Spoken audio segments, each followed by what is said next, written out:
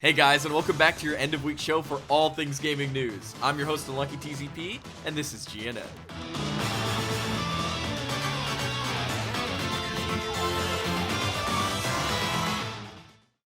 Alright, so for our first bit of news, it looks like Sonic is once again crossing over with another game. This time he's coming to Puyo Puyo Tetris 2, obviously the game of the year. Considering Puyo Puyo Tetris and Sonic are both owned by Sega, it's kind of an obvious crossover, but I feel like he's been crossing over into everything.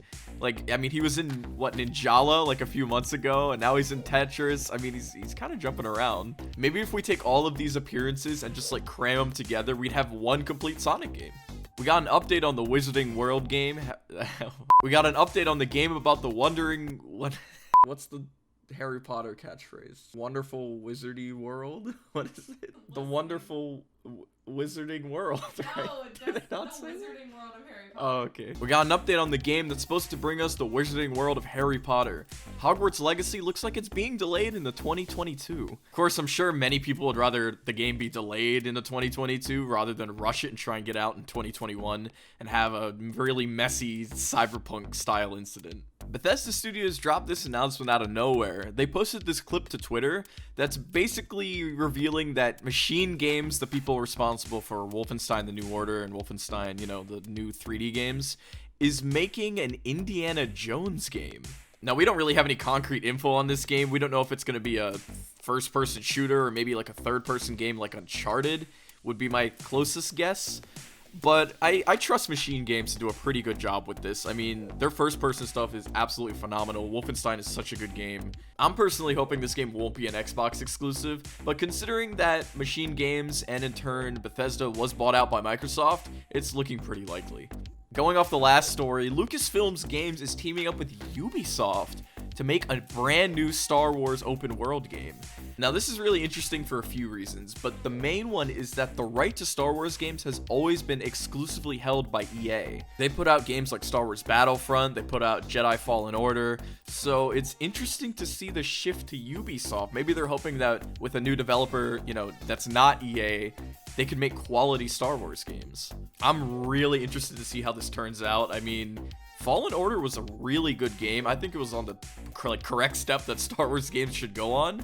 So I'm curious how this one's going to turn out. Moving on to Nintendo news, we got more info on the Bowser's Fury game mode that's coming to Super Mario 3D World.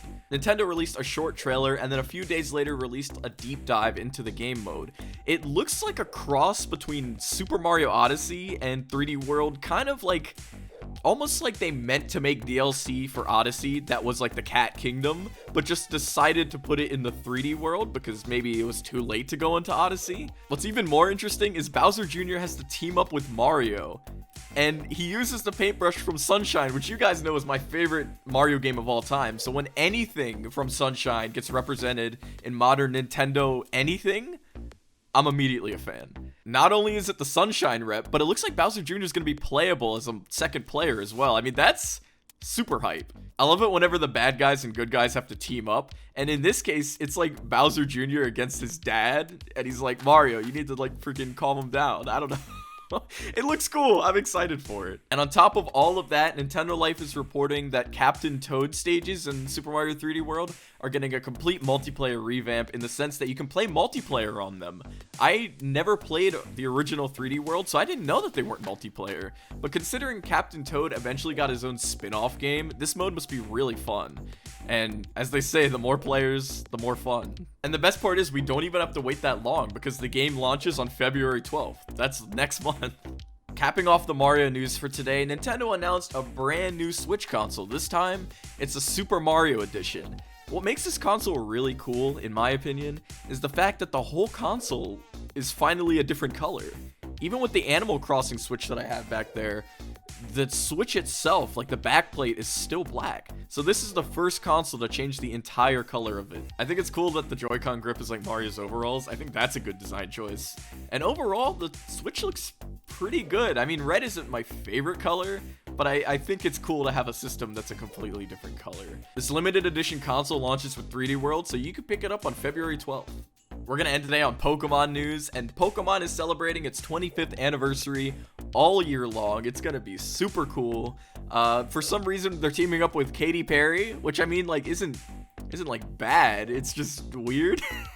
But I mean, it looks like she's gonna be making original music content based around Pokemon. That's gonna be pretty cool. Hopefully she does a few remixes of Pokemon music, but that never seems to happen whenever companies get celebrities involved. I don't know why. But going along with the 25th anniversary celebration, Pokemon revealed new info about new Pokemon Snap.